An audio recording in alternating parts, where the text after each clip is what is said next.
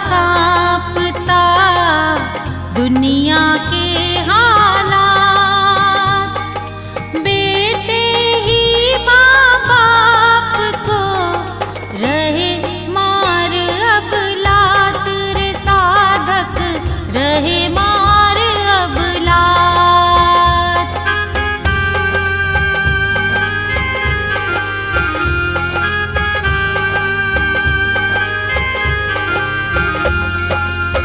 कलयुग में अब हो रहे पैदा पूत कपूत, राखे कुल की लाज वो दिखते नहीं सपूत रे साधक, दिखते नहीं सपूत।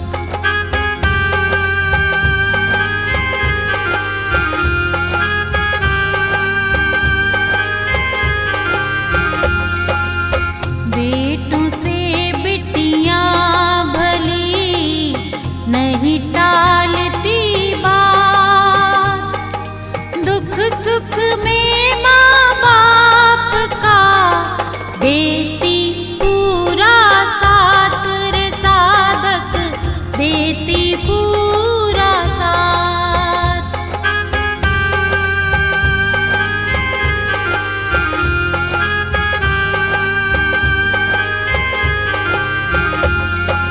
सौंप पुत्र को ही दिया जिसने सारा माल, कंगला जैसा हो गया भैया उसका हाल रे साधक, भैया उसका हाल।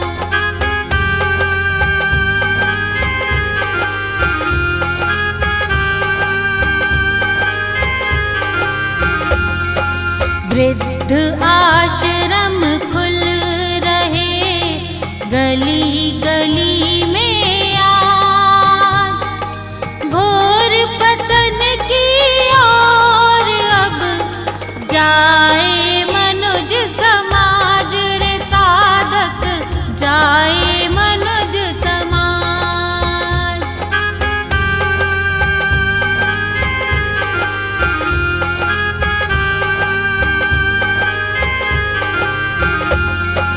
साधक तेरी मौत की देख रहे सुत बाट, कब तू ऊपर जाएगा मिले हमें कब ठाठ रे साधक, मिले हमें कब ठाठ।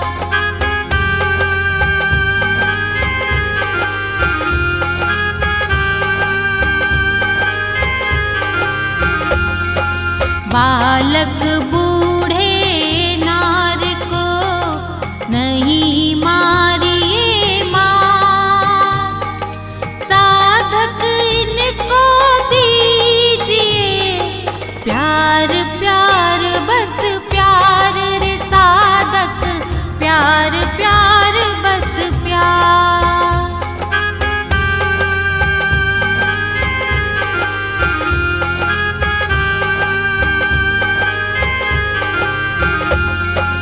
रिश्ते मैले हो गए रहे न कर्म पवित्र, मानुष तेरी जात का गिरता जाए चरित्र रे साधक, गिरता जाए चरित्र।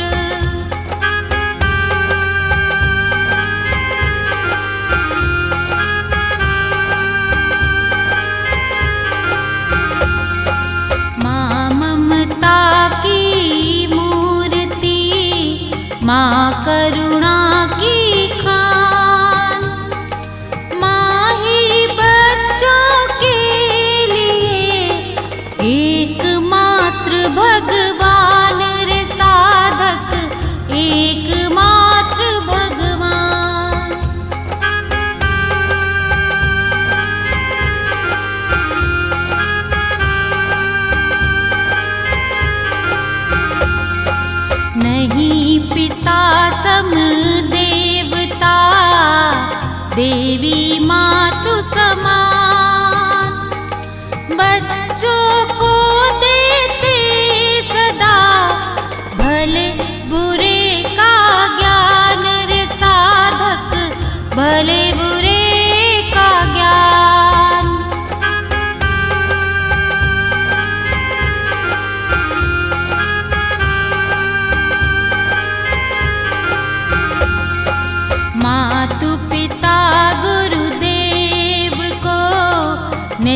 रे झुकाओ शीश, कर देगा कल्याण रे इन सब का आशीष रे साधक, इन सब का